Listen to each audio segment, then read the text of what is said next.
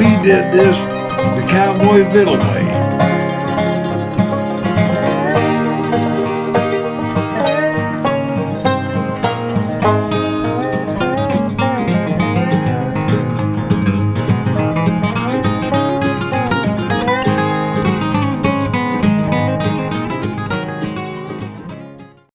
Welcome back to Cowboy Vittles, a home you can come to, a place that you can explore your taste buds and learn some new recipes with your family. Now today, we're going to go ahead and pressure can up some hamburger, and I'm going to show you how to do this the easy way. You don't have to buy all that stuff and put it in your freezer. This stuff will last you 2, 3, 4 years on your cabinets and such. And we like it like that because it makes it so much easier when we can go ahead and just grab it off the shelf, warm it up, put in our other ingredients, boom, it's done. So give me a few moments here as I gown up and put my gloves on, my apron and everything else like that. I'll join you in just a few moments. It's time to get this going. I got about 7 pounds of hamburger that we're gonna start browning up. Now I've already got my skillet, it's warming. So what we're gonna do, we're gonna take all this, put it in here. If I can get it all out. There we go. Now that's only about 3.5 pounds there. I'll be doing some more here in a little bit.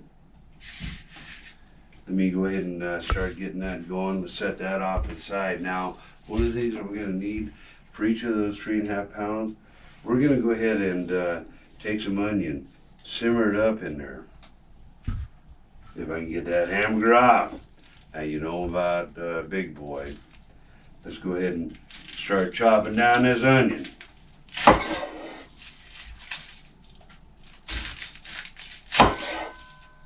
Now what I like to do, I peel off the ends, and then I'm going to go ahead and slice it right down there, and I'm going to go ahead and take and get this out of there, the outer layer I should say. If I can get the darn thing off. I didn't cut it down far enough. There we go, I think I got her.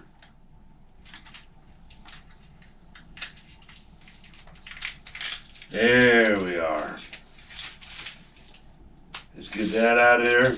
Now what I like to do, let's get this out of this way so I can show you how I cook this. Now, we've already used Big Boy. Now it's time to get out, slice it down this way here. Oops. Sounded like I hurt my board. Doggone it. Now it's time to break out the ulu. And she's sharp.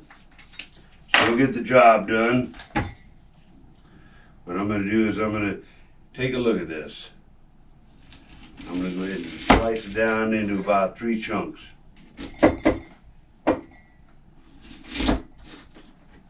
That way. And then I'm going to go this way as well. Now, I'm going to go ahead and start cooking this up with the hamburger meat as well.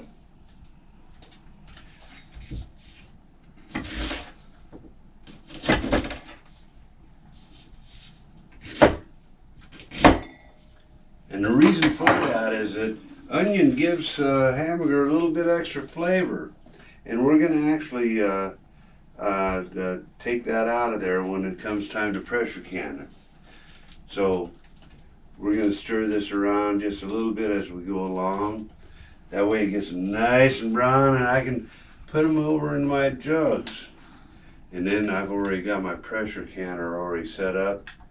And we're going to put them into the jars. And by golly, I tell you what, in about 90 minutes, we can pull them out. And you'll be able to see what it looks like.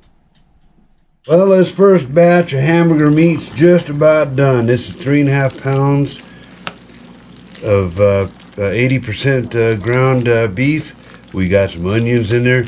Now let me show you what I'm going to do, because I don't want it totally cooked up. I want a little bit of pinkness in there as I'm putting it in my canning jars.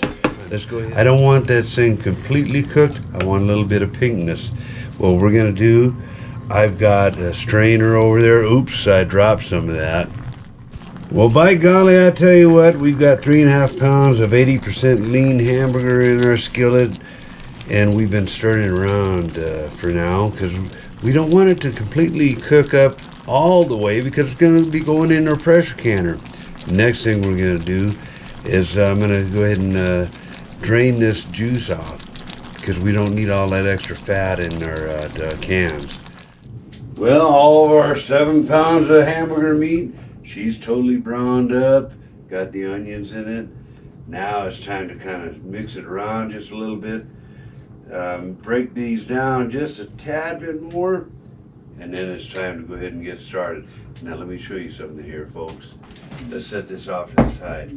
Remember, I told you that I was only using 80% hamburger meat. The other 20% was all grease. Look at that. Can't use that. I don't want it in my body. So what I do with a lot of my grease and oils and stuff, I keep my empty coffee jugs. This way here, I can go ahead and pour it in here. Let's go ahead and do this right now. That way I don't have to go ahead and flush it down my sink and clog me up. Well, I should say clog the sink up. Let's set this over off to the side. Get that bowl over here as well. Now, my jars, these are 1-quart jars. I've already sterilized them. I've already got my lids sterilized. Now it's time to go ahead and start getting this in there. Now here's what we're doing, folks. We're going to take that hamburger meat and the onion. We're going to throw it into this quart-sized jar, and we're going to try to fill it up as far as we can. Let's get this going. Look at that.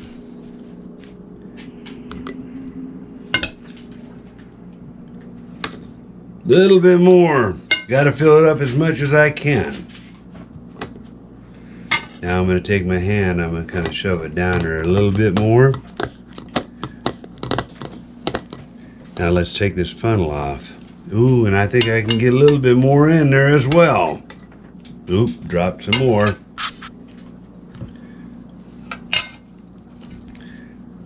All right, now let's get our teapot going. We're gonna go ahead and fill up some water in this.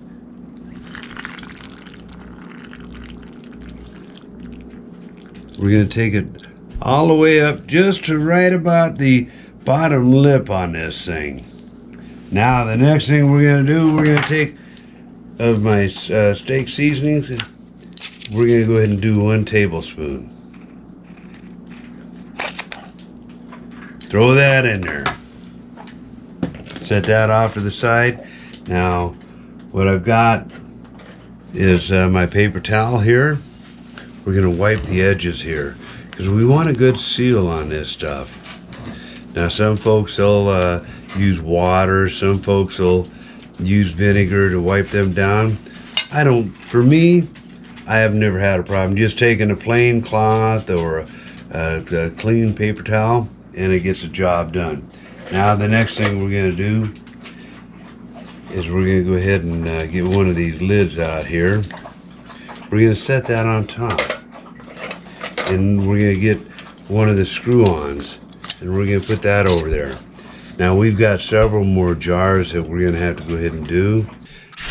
Well, these are the first 3 that we've got done. We've got about 3 or 4 more that we need to get going. So in the meantime, when we're finished filling these jugs up, come on back and join us, and I'm going to show you the next step in the process.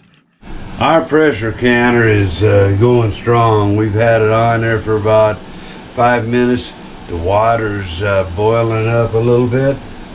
Now what I want to do is I want to go ahead and put the last couple remaining jars in there. And now the water, I put it up to about 3 inches, because this only holds about 7 quarts.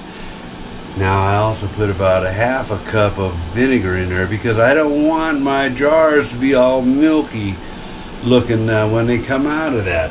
Now let's go ahead and put this on here. These last couple of them. What we're going to do is we're going to let this sit for about 10 minutes. And then we're going to put our countersink on this thing. If I can get this darn thing on here. There we go. Hey, I'm an old fart. Sometimes it takes me a few moments. Let's go ahead and tighten this thing down. Now what we're going to do after about 10 minutes, we're gonna, like I say, we're going to go ahead and put that pressure sink on there. And we're going to let this go for about 90 minutes, even though the hamburger's already browned. And then it's going to start popping them lids and let me know that it's already sealed. Well, it's been 10 minutes and you can feel that steam coming out of that valve right now. I tell you what, it's time to put our pressure steamer weight on there. Ooh, if I can get on there, it's hot. What it's going to do in about 10 or 15 minutes, it's going to start spinning around like that every few seconds. And then after about an hour, I'm going to go ahead and, actually not even an hour, after about 45 minutes, I'm going to start cutting that heat down a little bit. And it's still going to start letting that steam out. In an hour and a half, our food's done. I can go ahead and put it on the table, let it start cooling off, and you're going to hear them lids go pop, pop, pop. And which is what we want, because we want it to seal. Because when you pressure can food, guess what? It'll last you 3 or 4 years at a time.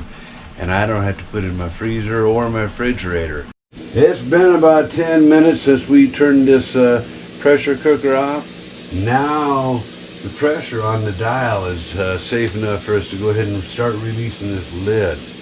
Now I'm going to show you something here, folks, because when you release that lid, that steam is going to come back on you, and I tell you what, you don't want to get burned. So let me show you how we're going to do this the proper way.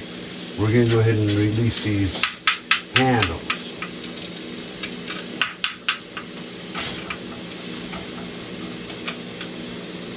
And yes, my wife makes me wear pot holders because of the fact that I would burn myself.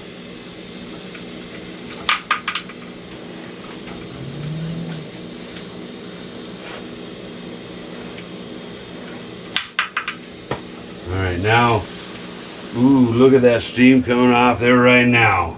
And I haven't even taken the lid off yet. I just loosened it up. Now, what you want to do when you go ahead and take that lid off is you want to release it away from you. You don't want that steam and heat coming back on you. So we're going to go ahead and see, look at that. By golly, I tell you what, that'd burned my nose. Now I'm going to take this off here and set it off to the side. I'm going to leave these things in the pressure canner for about another 10 more minutes before I start taking them out with my bottle grabber, because I ain't touching them with my bare fingers. So I'll see you in just a few. Ee-holy, it's been a long day of cooking. I started before 6 o'clock this morning getting the hardtack going for my dog, and also for us as well.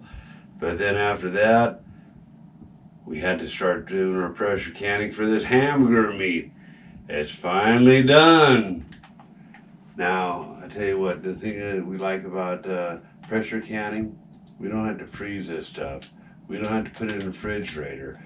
Basically, put it on our shelves and let it go. Now, after cooking in the pressure canner for about 90 minutes, guess what? You're going to hear these pop, pop, pops out of there. And that's a good thing, because that means the lid's going to be sealed, and that'll last us 3 or 4 years. Though I don't think that it'll last that long in my household, because you just grab that stuff, you go ahead and warm it up, and it's already there. All you have to do is put in your other ingredients. Now, we can use it in goulash, we can use it in our spaghetti, we can use it in a lot of different things. And I tell you, if you like it, you'll want to keep on coming back and doing it yourself. Now, if you like what we've done today, I know you're going to want to try this recipe as well as the other ones that we do. In the meantime, we'd like to invite you to go down below. We'd like you to click on the like button, hit the subscribe button, go ahead and follow us on social media, because we got a whole lot more recipes that we can share with you that, by golly, I tell you what, you're gonna love. Cowboy Vittles, come and get them.